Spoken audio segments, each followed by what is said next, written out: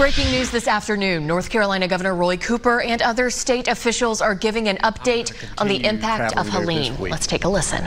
The devastation that I've witnessed is hard to describe. Homes and businesses flooded and destroyed, roads and bridges completely washed away. I've assured families and local officials on the ground that we will pursue all available assistance for the area's long-term recovery. And for the past 11 days, we've continued a massive, around-the-clock response to this unprecedented devastation brought to western North Carolina by Hurricane Helene. Thanks to the historic, highly coordinated effort among state, local, and federal partners and our volunteers, we've made significant progress. Power outages are now down under 81,000 from 1 million. Almost 700 drinking water systems in the disaster counties are back to normal, with more coming online each day. AT&T and Verizon have reported 80% of outages have been repaired. There are 17 shelters open for people who need them. 18 of the 29 school districts and counties affected by this disaster are back open, and we're in touch with local officials to support the reopening of the remaining 11 school districts. FEMA has approved about 126,000 people for individual assistance, with more than $60 million already paid to these people. FEMA is also paying for temporary stays for 2,500 people in hotels. And together we're working on more temporary housing. To apply for FEMA assistance, go online to disasterassistance.gov, or you can download the FEMA app or call 800-621-3362. There is a lot more being done, but it's clear that we're still at the beginning of this recovery, and much more work remains ahead for western North Carolina to recover stronger than ever. And it will. I'm so grateful for the work of so many people to help our neighbors and begin to rebuild our communities. I want to extend my deepest condolences to those who've lost loved ones. I've seen firsthand the pain in the eyes of so many of you, but I've also seen determination at the same time. I've heard firsthand about amazing acts of courage and compassion, a firefighter pulling a woman out of a kitchen window as her house flooded, a rescue worker taking chemotherapy drugs on an ATV to a hard-to-reach home. Hurricane Helene was a powerful reminder of nature's might, but it also revealed the unbreakable spirit of our people. To all those who continue to work tirelessly, thank you. Your bravery and dedication show what being a community means. Today, response and recovery operations continue in full force in western North Carolina. We've had a constant search and rescue work and food and supply delivery in rugged terrain by local emergency responders, FEMA, the North Carolina National Guard, active duty military personnel from Fort Liberty and Fort Campbell, state emergency management, the Highway Patrol, and local law enforcement, the Department of Public Safety, the Department of Transportation, the Department of Health and Human Services, the Department of Environmental Quality, and other agencies, along with all of our volunteers, to ensure that aid reaches people as swiftly as possible. This is a true all-hands-on-deck moment. With this enormous effort underway, it's important to point out the onslaught of lies and misinformation that are impacting the people there on the ground. This misinformation is confusing to people trying to get help. It's demoralizing and dangerous for people working so hard to deliver that help. I strongly urge people to verify with respected news sources the information and the videos that have been sent to you. Ask questions. Don't hesitate to ask for assistance from FEMA or from state responders. On the other hand, many people are looking for ways to help. I appreciate the efforts of the legislature today to pass a bill to aid these communities. We've also activated the North Carolina Disaster Relief Fund managed by the United Way of North Carolina. Donations to this fund go directly to organizations providing relief on the ground. For more information and to make a donation, visit nc.gov/donate.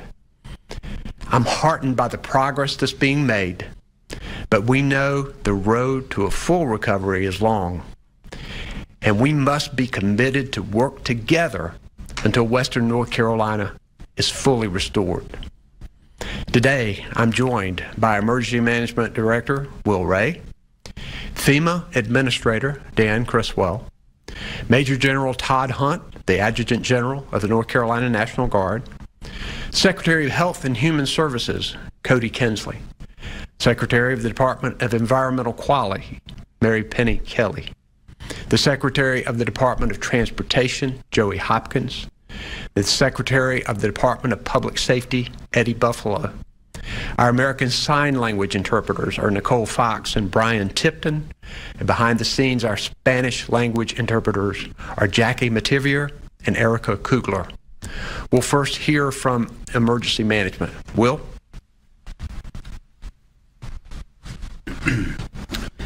Thank you, Governor. Good afternoon, everyone.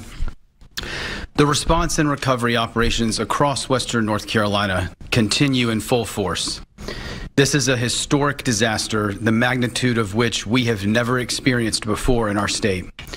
The road to recovery will be long, but North Carolinians are strong and resilient, and together we will recover from this disaster. The State Emergency Response Team, assisted by states from across the country, the federal government, the private sector, community-based organizations, nonprofits, and volunteers have come together to execute the largest whole-of-community response in North Carolina history. These dedicated organizations are continuing to work around the clock to respond to the needs of our mountain communities. Goods and services are steadily flowing into impacted communities. Over 1,600 responders from 35 states remain in the impacted area to support the response and recovery efforts. These resources include search teams, public health nurses, emergency managers, logistics specialists, and more. Their combined efforts have resulted in the successful rescue of hundreds of North Carolinians. The North Carolina Office of State Fire Marshal continues to coordinate North Carolina firefighters and apparatus to assist local responders in the hardest hit areas and are working closely with impacted fire and rescue departments to ensure that their responsibility is sustained. As of today, there are 380 North Carolina firefighters with over 65 fire trucks on deployment in Western North Carolina. The North Carolina Search and Rescue Program, North Carolina National Guard, and partners from federal teams and other states have assisted thousands of people who needed rescue, evacuation, and other assistance. 15 county emergency operations centers remain activated, with 25 county states of emergency and 52 municipal states of emergency in place. As the governor said, there are 17 shelters open, with 715 residents being served along with 122 pets. The Mass Feeding Task Force has 3 sites operational, continuing in Buncombe, McDowell, and Watauga counties, and continue to assist other feeding operations in concert with our local partners, including 45 mobile sites across 13 counties. There have been over 360,000 meals provided to impacted communities as of today. FEMA currently has over 900 personnel on the ground, setting up assistance centers and distributing information to impacted communities for financial support. These individuals can be identified by their FEMA logo apparel and federal government identification. There are disaster survivor assistance teams in Western North Carolina neighborhoods across 22 locations and 10 counties as of this morning. To date, there have been over 134,000 North Carolinians that have applied for FEMA individual assistance, with over $60 million approved for disbursement directly to those survivors. I want to thank FEMA for their commitment to ensuring that disaster survivors get expedient access to financial assistance for immediate needs. Additional programs are being stood up in rapid order to provide further assistance to impacted North Carolinians, to include transitional housing assistance and the direct housing program. Disaster recovery centers are being opened in the impacted communities for those needing assistance to receive information and to help facilitate applications. We will see disaster recovery centers open in Buncombe, McDowell, Caldwell, and Jackson counties this week. There will be additional sites announced as plans are being finalized in close coordination with our local partners. The North Carolina National Guard has deployed 3,500 total personnel, along with a force of 33 rotary wing aircraft and 1,300 vehicles. The mission continues to be rescue, route clearance, commodity distribution, and resupply to critical functions. There are roadways that remain closed largely due to the impacts from flooding. Railroad operators continue their damage assessments, and repairs have begun in many areas, with restoration of rail access coming back online in the next 2 weeks. There are 53 wastewater treatment plants in the affected area that are now operating under normal processes. 28 wastewater treatment facilities are partially operational, with some operating on backup power. I would especially like to say thank you to NC Waterworn, a collaborative of water treatment and public utilities specialists from across the state that have deployed to assist with bringing these critical infrastructure facilities back online quickly. There are areas in the mountains that are still experiencing cellular and data outages. Our telecommunications partners are reporting that they have successfully restored 80%, as the governor said, of these outages, and work continues around the clock. If you're in Western North Carolina and your cellular device isn't reconnecting to a network, as a reminder, please turn off your phone, turn it back on again to allow your phone to find a network if one is available in your area. The state's 911 centers are stabilizing, and those that need emergency assistance should continue to call 911. Please beware of temporary fiber lines while conducting cleanup operations. Finally, I want to personally thank the thousands of people that have converged on Western North Carolina to assist in this massive effort. We talk about the whole of community approach, and over the last 2 weeks, we have seen it put into action to support those in Western North Carolina. There are countless stories of the heroic efforts of communities and neighbors helping each other. Public sector, private sector, nonprofits and volunteer agencies, your dedication to help our fellow North Carolinians will never be forgotten. To those in Western North Carolina, we are here and we remain with you. Thank you, Governor. Thank you, Director Ray. We'll now hear from FEMA Administrator Deanne Criswell to share her an update. Thank you, Governor, and good afternoon, everybody. First, I would just like to express my appreciation for the amazing partnership that I've had with the Governor as we have been able to go out, talk to the people, as you heard, hear what their needs are, and ensure that we are moving our federal resources into the places that they are needed most. We will continue to support the Governor's priorities, as you heard from Director Ray, search and rescue operations, helping to get access to isolated communities, moving the resources from the pods to the people, and helping to restore the critical infrastructure. We have brought in thousands of federal personnel to support all of these different missions, and I want to assure the people of North Carolina that while we watch Hurricane Milton approach the coast of Florida, you can be assured that no resources are going to be taken from North Carolina. Those that are here on the ground are here to support the efforts that are still needed for the response and the initial recovery, and we will continue to bring in whatever is needed to support these ongoing recovery efforts. Now, I'm going to be traveling to Florida later this afternoon, so I can be there to integrate with the state of Florida and help with their initial response. But my regional administrator, Robert Saman, has been here on the ground with the Governor, with Director Ray since the beginning, and he will remain while I am in Florida to help with this critical response. I will return to North Carolina to make sure that all of our federal assets, the entire federal family, is moving to the places that are needed, and if we need additional resources, we will continue to bring those in. Thank you, Governor. Thank you, Administrator Criswell. We'll now hear from Major General Todd Hunt, the Adjutant General of the North Carolina National Guard.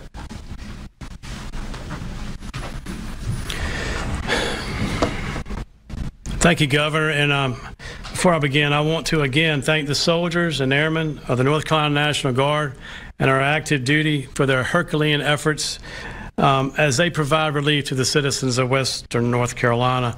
I also like to emphasize that the North Carolina National Guard has been there before the storm. They were in Asheville the night of the storm and surrounding areas, and so we have always been there.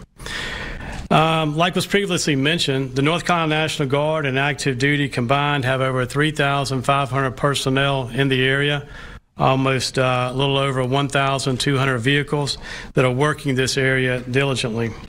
And as of today, we have delivered almost, or actually a little over, 5,000 tons of commodities. We've flown almost 800 flight hours, which is normally twice what a unit would do.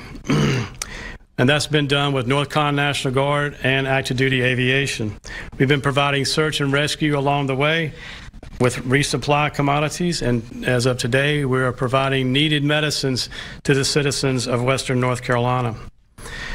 We have soldiers that are currently working their engineering units, and they're working with DOT to clear roads along the way and secondary roads, and we've also cleared over 1,000 obstacles as of today. We've integrated with the Highway Patrol to ensure roads remain open and not clogged so that commodities and emergency vehicles can make it to where they need to go, and making sure that all of our commodities are met. I would also like to thank the North Carolina Air National Guard as they continue to do resupply coordination and commodities with their C-17. On the first day, we delivered almost 100,000 pounds of water into the community. The National Guard and the active duty components that we have with us have touched every county in Western North Carolina. And we have liaison officers with Starlink and communication tools that can help with our emergency management partners as well. Again, we continue to provide search, rescue, relocation, commodity distribution, warehouse operations, support to engineering and DOT to clear some debris, and help with small, rapid road repairs. And of one note, the North Carolina National Guard, like all National Guard units, is a hometown-based force. It's the very foundation of our organization. I'd like to give a short example of how that works. So we have Captain Pate. Captain Pate is a traditional guardsman who drills, once a month and during the summer, but he's also a UPS driver in Avery County. So right now, Captain Pate is our liaison officer with emergency management in Avery County, using his civilian skill set because he knows the road networks and who's there in the county to help provide additional commodities from the commodity post or the commodity station to individual homes as necessary. So that is how the National Guard is working in our communities, and our active duty brothers and sisters are doing the same thing. So in closing, I want to thank the soldiers, airmen, and the active duty and their families, many of who within the region have lost all they have and their homes, but have still answered the call to serve and for the citizens of Western North Carolina to make a positive impact on their return to normal life. Thank you, Governor. Thank you, General Hunt. Now I'd like to ask Transportation Secretary Joey Hopkins to share an update. Thank you, Governor. While we still have many roads closed and damaged, we're thankful for our crews and contractors who have reopened more than 460 roads. We're reporting just over 600 road closures in our system. 98 of those are primary roads, and this number is still changing daily as communications improve and we reach more sites. We've identified more than 5,800 damaged sites. This includes more than 500 bridges and 600 culverts, and we do expect at least 100 bridges will require full replacement. That number could rise as we learn more from ongoing assessments. We have awarded a contract to Wright Brothers Construction to stabilize the westbound lanes of I-40 there in the Pigeon River Gorge. The contract does include incentives to be complete by early 2025. We're also coordinating with Tennessee DOT since they have damage on their side, as well as collaborating with our partners at FHWA on the long-term plan for reconstruction of I-40 here. We plan to have that contract underway before the stabilization operation concludes. On the personnel front, we have more than 2,100 DOT employees responding to recovery efforts. This includes 1,700 working directly in western North Carolina, and we have more than 1,100 pieces of heavy equipment, dump trucks, backhoes, loaders, and graders in the affected area. In addition to this, we have hundreds of contract employees, DOT crews from both Florida and Kentucky, the North Carolina National Guard, and the U.S. Army Forces assisting in our efforts. There are still areas in 10 counties that have limited access to the state highway system. This access may be by ATV or footbridge or even by National Guard vehicles, and we're working to provide improved access to these areas as fast as possible. Our crews and assistants continue to make steady progress. We have more than 2,300 debris sites on our state highways, and our cut and shove operations are complete or nearly complete in every county. Some locations are now transitioning to reconstruction, but progress does vary by county because of the amount of damage. We are now in the process of rotating our staff to provide relief for those initial response teams. Also, we're increasing crew transfers and adding support equipment as needed. I want to reiterate that non-essential traffic is hindering our efforts to get roads open back up. Crews are having to stop work to allow traffic to pass through damaged areas. To help us get roads cleared and open as fast as possible, we again ask that traffic use alternative routes. They stay outside of the impacted areas to get through western North Carolina. We do have some truckers using roads that were not designed or even constructed to handle truck traffic. And because of this, we have had to close some roads or even restrict access on some routes in western North Carolina to prevent trucks from getting stuck in tight turns. To emphasize this, we've done a number of alerts through social media, through our website, drivenc.com, through cell phone alerts, and other ways to get this word out. On the DMV side, we have 6 driver's license offices in western North Carolina that are still closed and 2 license plate agency offices that are closed. Some of our driver's license offices are not able to do road tests at this time, and I recommend that you call or check before you go if you need those services. We're very thankful for the coordination of our many partners during the recovery of this devastation that Helene has left behind, and I'm grateful for the support we've received from the State Highway Patrol, from Emergency Management, from the North Carolina National Guard, U.S. Army Forces, and even other state DOTs, contractors, utilities, and even our communication partners. Also, we've had numerous private companies and even countless volunteers step up to clear highways and even repair roads in some communities. And I want to say thank you to everyone that's done that. Really appreciate that, and we are here for the long haul too. And that's all I have for today. Thank you.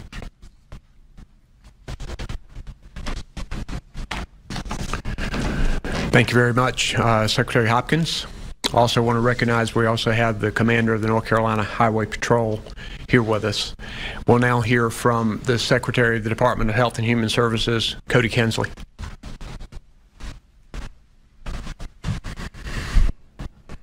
Thank you, Governor. Our entire team at the North Carolina Department of Health and Human Services is committed to supporting every corner of western North Carolina in the wake of this disaster, now and for the long haul. First, all hospitals are operating and accepting patients. Common to a disaster response, we are transferring some patients among facilities to relieve pressure on any one facility. We have deployed 3 disaster medical assistance teams to Lenoir, Asheville, and Spruce Pine to support emergency departments and inpatient units. Additionally, we have established 2 field hospitals, one in Mills River and Hickory. Second, we are proactively reaching out to vulnerable individuals. We're in ongoing contact with all nursing homes, and 95% or more of the assisted living facilities and facilities serving individuals with disabilities in the region.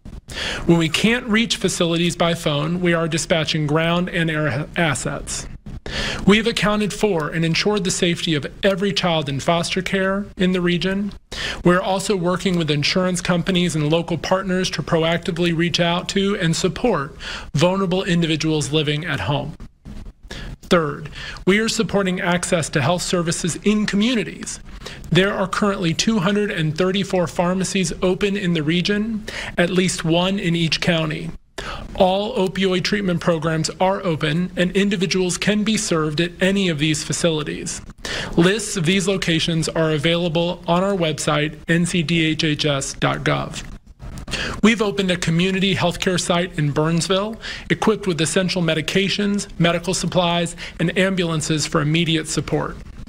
Fourth, in addition to the food distribution available at mass feeding sites, we have provided SNAP benefit flexibilities. Individuals can now use SNAP benefits to purchase hot food at EBT vendors statewide.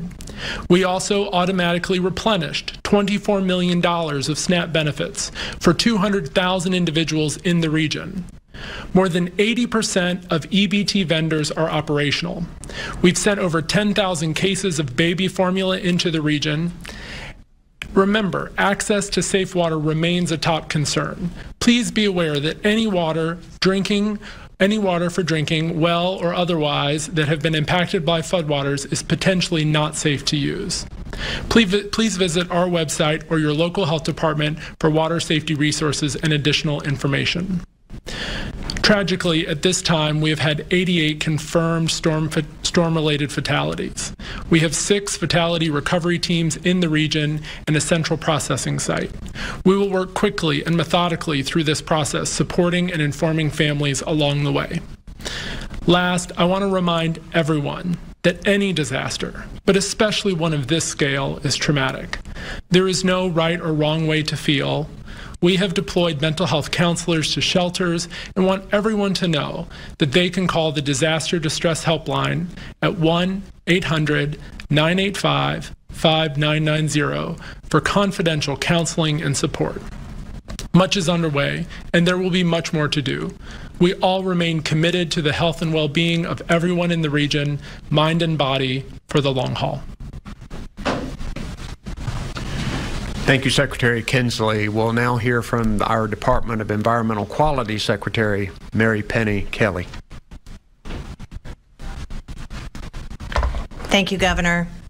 During and after Helene, the Department of Environmental Quality moved quickly to keep our environment clean and safe, especially safe drinking water. We continue to monitor dangerous conditions along reservoir dams, assess the extensive damage to water treatment systems, mobilize repairs, and provide alternative drinking water treatment. Our primary mission right now is to get public water systems back online so that they can provide safe, reliable drinking water for everyone in Western North Carolina. There are more than 700 public water systems in the disaster area. The storm devastated many communities, including washing away water lines that provided clean drinking water to homes. As of today, 29 systems that are closed are not producing water. 8 systems are without power. On the good news side, thanks to the hard work of many people, we have seen a lot of systems come back online. More than 1 million residents can access clean drinking water in their homes. Those numbers continue to improve as power is restored and emergency repairs are being made. Our staff are talking directly to local officials and system operators to understand what they need and provide technical assistance. We're coordinating additional lab capacities so that as systems get back online, they can sample and lift their boil water advisories and get safe drinking water to residents as quickly as possible. We are also looking ahead at how we can assist water and wastewater systems with any gaps in their funding needs. For updates on water system status, visit our website Storm Dashboard or the mobile app unit that was built and launched last week. On the sanitation side, there are more than 200 water systems total. 20 treatment plants are closed due to significant damage, and 28 systems have no power. The good news, right now, 18 of the 25 major wastewater facilities and a number of small systems remain operational. We are working with our partners here at the Emergency Operations Center, including EPA, FEMA, and the Army Corps of Engineers, to identify and visit sites that are unaccounted for, whether that's a water plant, a wastewater plant, or an industrial facility. We will perform assessments of those that are offline to address impacts caused by the storm. This is an all-hands-on-deck effort. We are also working to approve and coordinate disaster debris sites and landfill capacity so cleanup efforts can move quickly and responsibly. I want to thank the DEQ staff who have been working in the field and with our partners here at the Emergency Operations Center since the activation nearly 2 weeks ago in working on monitoring dams, assessing the infrastructure during the storm, and supporting the response since. We know there is a tremendous amount of work to do. DEQ will be here to assist and support our communities for as long as it takes as they recover and rebuild. Thank you. Thank you, Secretary Kelly. We also have our Secretary of Department of Adult Correction, Todd Ishii, with us. We'll now take questions from media in the room. If you would approach the mic over there to the right if you have a question.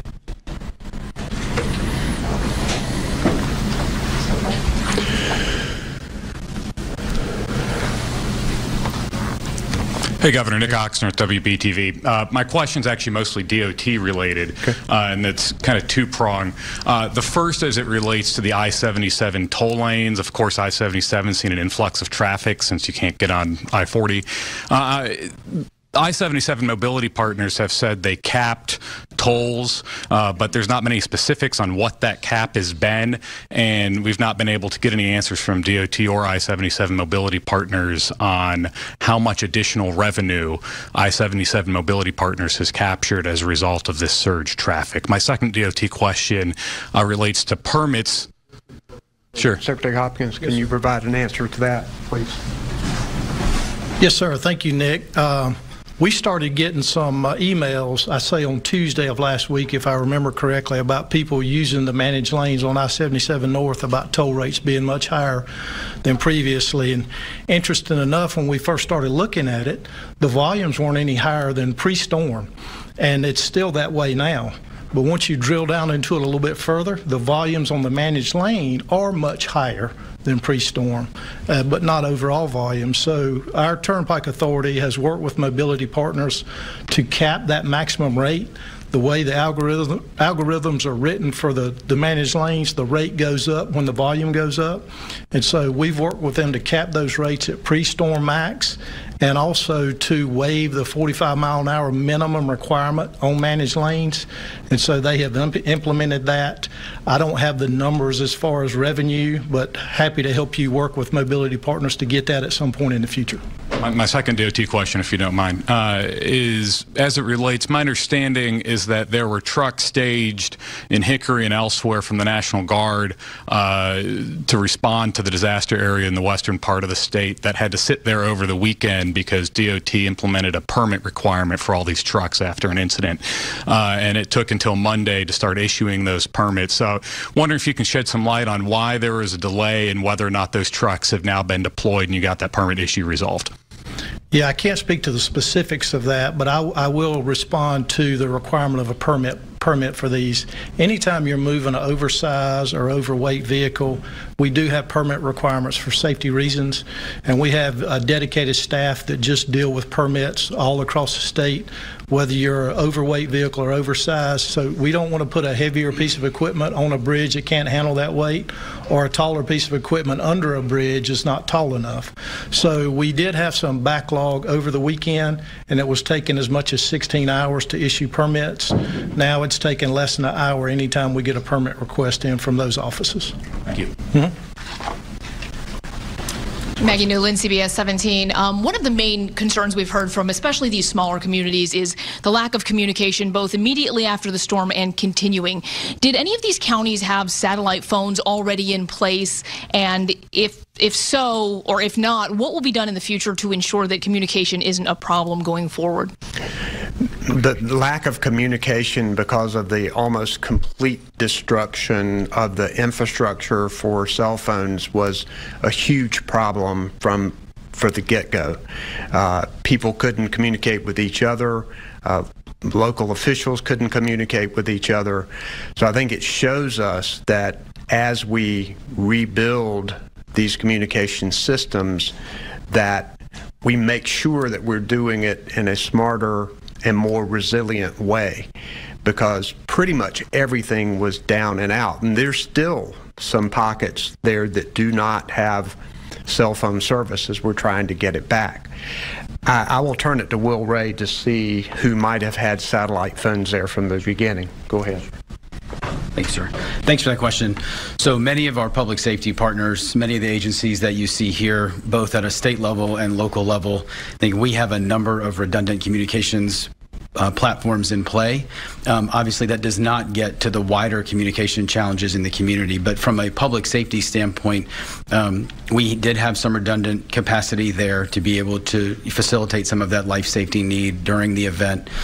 Some of our systems, particularly the one maintained by the State Highway Patrol, did maintain operation from a radio network. So while we did see some degradation on other sides of the communication space, there were others that did withstand some of the force of this event. As the governor said, I think as we review this, we're going to take a hard look at what additional capacity or capability may need to be deployed into areas of the state. Certainly, the terrain and just geography of this region offers some unique challenges, and I think as we look at, as the governor said, rebuilding not just the infrastructure, but the deployment of additional redundant platforms, all of that is certainly going to be taken into account. I have a quick for the National Guard. Can I? We've seen, everybody's seen the video of the Black Hawk helicopter and the blowing away the donations. I understand that is under investigation. Can you talk at all about that, and can you explain what kind of communication is in place between the National Guard and, say, local law enforcement or other local officials in terms of coordinating donation drops or whatever landing may have to happen? Yes, ma'am. Thanks for asking that question, honestly, because that was a North Carolina National Guard helicopter. It's under our command, and I'll take responsibility for it, and we own it. What the situation was they were bringing in a generator to that landing site. As they approached, they noticed that there were too many people and too many tents and commodities too close to the landing site, so they pulled in power to take back off like a go-around in a helicopter. And the rotor wash caused that damage. The crew has been grounded. We are under investigation. Safety is our #1 paramount with our forces that we have on the ground. And so we are, again, continuing to investigate that. We do have some communication with the landing sites and the people that we are going to take commodities to. It's matured over time. Initially, we had no communication, so we were just making a call and landing. But now the landing sites have been more mature, and we do have communication with emergency personnel that are on the ground. And we are very sorry that happened, and again, the investigation is underway. Thank you. Yes, sir. Luan Hogar, ABC 11 WTVD. Is there anyone still in Western North Carolina who is unaccounted for? And if so, what efforts are being made to contact them? And if any challenges do exist? This is something that is happening every single minute of every day to make sure that we find everybody in North Carolina. There were a lot of lists that were accumulated in 211, the American Red Cross, other reports. I'm going to recognize Will Ray to talk about how all of that is being coordinated, but we won't rest until everybody is accounted for. Many of the counties have reported that people are all accounted for, but we're still waiting for some results from some counties as all of these issues are merged. But Will, I'll call on you. Thanks for that question. I think, as the governor said, the reason our first operational priority remains search and rescue is for that reason. I think all the agencies you see here, the agencies that are operating in the EOC and down forward deployed in the field, we are still committed to finding all North Carolinians. As the governor said, there are a number of avenues that have been put out publicly where folks can report loved ones or friends or family that are otherwise unaccounted for. One of the things we are doing is making sure that local law enforcement has all of that information that's available, that as I think one of the other briefers said, they are the ones that know the community. They know the neighborhoods, they know the areas, they know the people around them. And so we want to make sure that we've equipped local law enforcement with the best information that we have available. We are also leveraging some capabilities from our state law enforcement partners as well as our federal law enforcement partners to use technology or other solutions to be able to assist in identification of where people may have moved to or where they may be. And so, as the governor said, it's incredibly fluid, as there are a lot of groups providing information. Our goal, I think, is to provide that actionable information as locally as possible so that it can be actioned quickly, and we can continue to work through that. And then one question for Administrator Criswell. You said that you were heading to Florida later today to assist with Hurricane Milton. What further message of confidence can you give to the community in Western North Carolina that FEMA will in fact be here for the long haul, seeing as Florida is dealing with its own set of challenges right now? Yeah, absolutely. The resources that I'm moving into Florida right now, let me just start with, I have over 1,000 people in Florida currently supporting the response to Hurricane Helene, as well as previous disasters that they have had, hurricanes over the last few years. We've moved additional search and rescue personnel that did not impact the ability to support what Director Ray is continuing to do, and we've moved in other resources that weren't engaged. And so again, we are not moving resources that are actively engaged in the priorities that the governor has set here in North Carolina. We are moving resources, especially as they've been released from places like South Carolina, Georgia, or Tennessee, where we had them initially, and as those situations stabilize, we're able to reassign or move those resources into other areas. But we also, again, this is the federal family. We can draw from all of them, from across the federal government, from across the United States, to move into Florida. And so I can guarantee that we have enough staff to support the immediate response needs that are going to be needed for Hurricane Milton, as well as continue the efforts that we are providing here in North Carolina. Thank you. Adam. Real quick follow-up to the first question. How many people are missing right now that you know of? Well, I'm going to turn that over to you. So we're certainly happy to follow up with you offline. I don't have the current number in front of me. Again, as I said, I think this is part of one of the challenges is there are, I think, multiple different data sets out there. Again, we're trying to make sure we provide that information as quickly as possible to those local law enforcement agencies, working with our chiefs and our sheriffs to adjudicate that quickly, to be able to give families that are waiting some comfort or some sort of resolution of the matter. And so can certainly follow up with you offline on kind of what estimates look like. But again, right now, I think the big thing is this team here, the team operating in there and forward, are committed to continuing that work to support operations in Western North Carolina. Thanks. And then there's a lot of frustration right now about people thinking they're not seeing government out in Western North Carolina, thinking they're not seeing National Guard or FEMA or whoever. Could you guys maybe walk me through some of the cadence of how you're getting into these more rural communities, maybe how often you're there, what the supply, I know it's going to be different on every instance, but just sort of walk me through what that looks like. Yeah, I'm going to turn that over to Will in a minute, but I'll tell you this was an unprecedented disaster over a very wide area in very rugged terrain with very many different places that are very hard to get to. I understand people's frustration and have talked to many people in Western North Carolina myself. I will tell you this, we want to go where anybody needs help. So if someone has reported to you that they haven't gotten help, let us know and we will get there immediately. Because the issue is that the National Guard, FEMA, local responders, state responders are all throughout the community.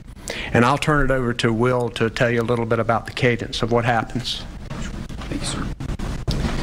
So thanks for the question. And I think one of the things, the reason we've covered some of the material that we've covered in some of the briefing points is so folks understand the number of personnel from state agencies that are in the area of impact. Right now, there's 33 counties that are in our western region. 27 of them are in the declared area for this event. So the elevation and the geographic span square miles that covers is significant. But we can go down the line here and talk about the hundreds or thousands in some cases of personnel that are operating in that area. And again, we can certainly drill down into those details into who's where. But I think one thing the governor said is important. I think we are here to support the needs of our local communities, period.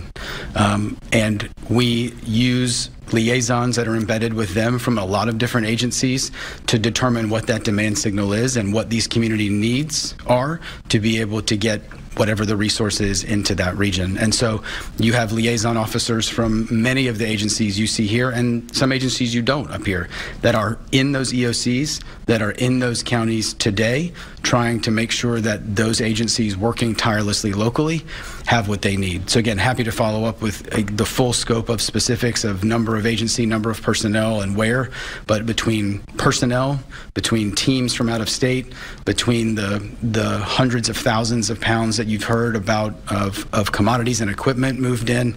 I think again, we are surging support into Western North Carolina. But I think here's the other thing. I think one of the important things about this event is what is often overlooked. The fact that there are churches and groups in those communities right now doing incredible work, taking care of the needs of the community. Those are groups that we can come alongside and support. These are groups that that local governments can come alongside and support. And so I think, again, it's a term we use of whole of community, but I think this truly is an example of it. To respond effectively to an event of this magnitude and scope, it truly is going to take that partnership. It's not a public sector function alone. It's private sector, nonprofits, volunteer agencies, churches, other houses of worship. It takes neighbors helping each other, and I think that to me is one of the takeaways from this event. That's what we've tried to reinforce to our team, is what you have seen publicly is communities taking care of each other and meeting the needs, and our job is to support that work. And then one more for Secretary Kelly. How many industrial sites have you guys not been to yet? So there are several that we haven't been to yet. We are deploying into the field when the roads are cleared and we're able to get out there. We're starting to make those assessments. We're doing deeper assessments. Our priority has been water and wastewater. So as we're getting requests in from industrial sites, we are responding to those and seeing where their wastewater would normally go. If they need an alternative, we're tasking that out as well. Thanks. Online? Yes, question from someone calling in. Brian Anderson with the Anderson Alerts. And you have been listening to North Carolina Governor Roy Cooper and other state leaders giving an update on the aftermath of Helene. A couple of things to note. Governor Cooper saying we are still at the beginning of recovery. There is still a long way to go, but still the state has made significant progress. One of the things that he noted that the state is now under 81,000 power outages. That's down from what was over 1 million. Right now in the state there are 17 shelters open, housing 715 people and hundreds of pets as well. Right now 18 out of 29 of the school districts in the impacted area are back open, and state leaders are working now to get the other districts where they need to be to open back and serve our students. Also, FEMA already distributing over $60 million in recovery to people who need assistance. Governor Cooper also warned folks of the onslaught of lies and misinformation that is circulating in the aftermath of this disaster. He says, remember to verify with your respected news outlets and ask questions as well. In addition, the North Carolina Disaster Relief Fund has been activated, and that money will go to the organizations on the ground that are helping people in the community. And the last thing to note, FEMA gave an update about the response that will occur when Milton hits Florida. FEMA officials say that there are plenty of resources to serve not only North Carolina, but also resources to serve those who will be impacted in Florida as well. FEMA officials say no FEMA resources or personnel will be pulled from the areas that need them in North Carolina to go and serve Florida. Officials say that there are plenty of federal officials to serve both communities that will be impacted. And we do want to remind you, if you want to help people affected by Helene, all you have to do is scan the QR code on your screen to donate to the American Red Cross. You can find information about help for storm victims on WIFF4.com and on our mobile app. Right now, we return you to your regularly scheduled programming.